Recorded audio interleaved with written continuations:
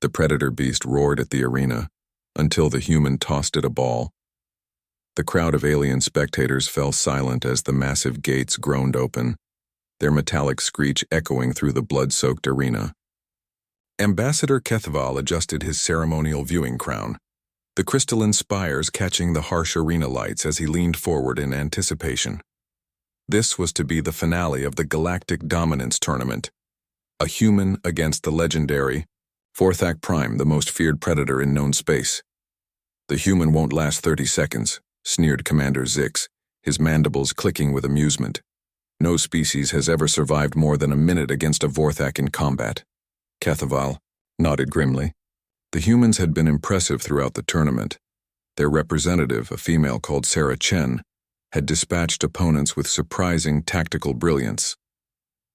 But the Vorthak Prime was different, standing 12 feet tall, with razor-sharp claws that could slice through titanium and jaws capable of crushing starship hulls. It was evolution's perfect killing machine. The beast had claimed over 300 victories in various arenas across the galaxy. Sarah Chen stepped into the arena with calm confidence, her simple gray jumpsuit and regulation boots making her appear almost comically underprepared. No weapons, no armor. Tournament rules demanded a fair fight, though fair was relative when facing a Vorthak. She carried only a small spherical object in her right hand, which the scanning systems had cleared as harmless.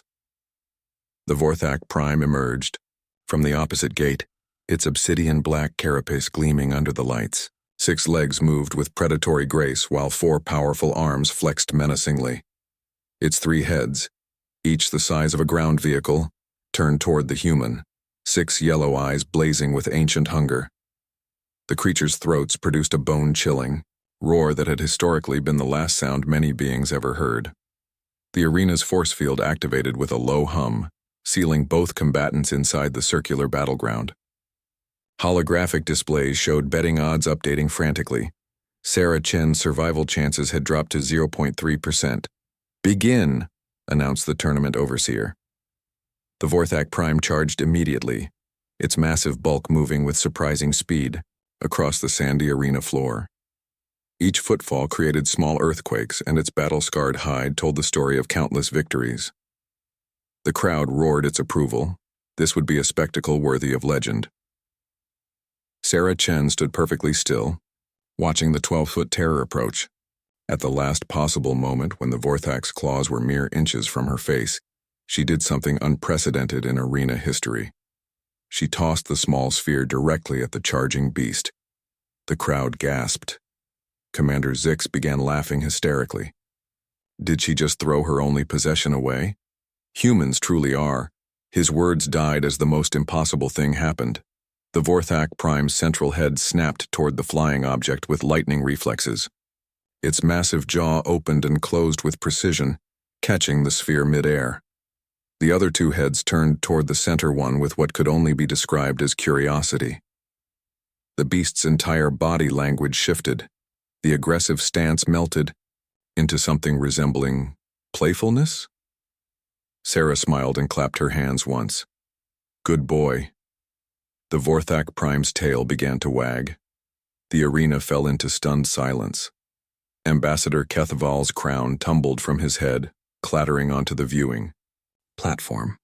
Throughout the stadium, thousands of alien spectators sat frozen in disbelief as the galaxy's most feared predator began to bounce excitedly around the human, the ball still clenched gently in its central mouth.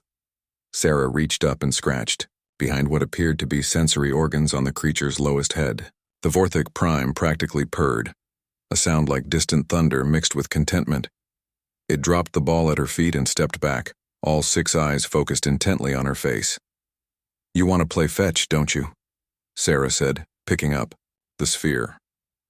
"You're just a big puppy, aren't you?" She threw the ball across the arena. The Vorthak Prime bounded after it with ungainly enthusiasm, its massive form creating small dust clouds with each leap.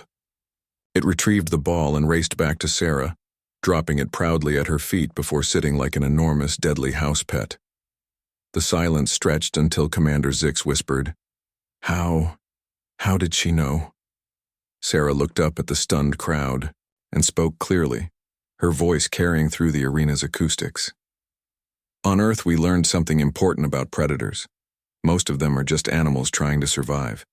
They hunt because they have to, not because they enjoy killing. And almost all social creatures, regardless of how dangerous they appear, have an instinct for play. She threw the ball again, and the Vorthak Prime chased it with obvious joy. Isolation makes any creature aggressive. Put a predator alone in a cage, make it fight for survival every day, and it becomes a monster. But show it kindness, give it play and companionship. She gestured to the frolicking beast, and you might discover what it really is underneath. The tournament overseer's voice crackled through the speakers. Winner, Sarah Chen of Earth, Azar. The force field deactivated. Sarah walked toward the exit with the Vorthak Prime trotting beside her like an oversized guard dog, the ball still in its mouth. The crowd remained silent until she paused at the arena gate. Oh, and his name is Rex. Now, she called out, he's coming home with me. Ambassador Kethaval slowly retrieved his crown, his 3 hearts beating rapidly. In the space of 5 minutes, everything the galaxy thought it knew about predators, about humans, and about the nature of violence itself had been turned upside down. As Sarah Chen and her new companion disappeared through the gates, one thought echoed through every alien mind in the arena. Perhaps the most dangerous thing about humans wasn't their capacity for violence. It was their ability to find friendship in the most impossible places. The Galactic Council would never look at Earth the same way again.